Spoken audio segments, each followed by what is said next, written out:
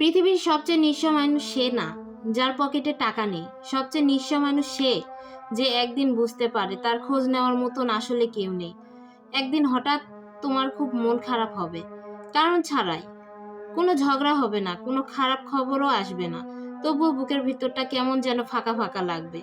যখন তুমি অনেক নামের কথা ভাববে, অনেক মুখ মনে পড়বে, কিন্তু কাউকে ফোন দিতে পারবে না, কারণ তুমি জানো মানুষ তোমার কণ্ঠ শুনবে কিন্তু তোমার নীরবতা বুঝবে না।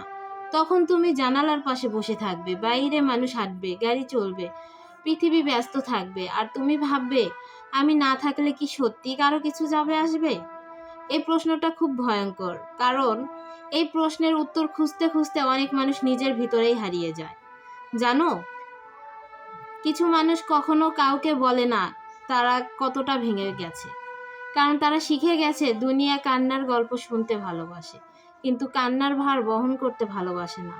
তাই তারা চুপ থাকে, হাসে, সবার খোঁজ নেয়, সবার পাশে দাঁড়ায়, কিন্তু কেউ একটাবারও এসে বলে না যে তোমার কি হয়েছে। আজ নিজের ভাঙা হৃদয়টা নিজেই বয়ে বেড়ায়।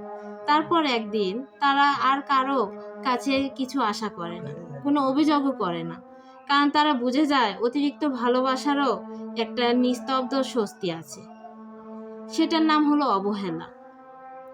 তবুও যদি আজ তুমি এমন একজন হও যার কষ্ট কেউ বোঝে না, অবহেলা, তাহলে তুমি মনে করো রাত যত দীর্ঘই হোক ফজর ঠিকই আসে। আর মানুষ তোমার মূল্য না বুঝলেও আল্লাহ তোমার হৃদয়ের প্রতিটি ভাঙা শব্দ জানে। কিছু মানুষ এতটাই চুপচাপ কাঁদে যে তাদের ভাঙার শব্দ শুধু আল্লাহই শুনতে পান।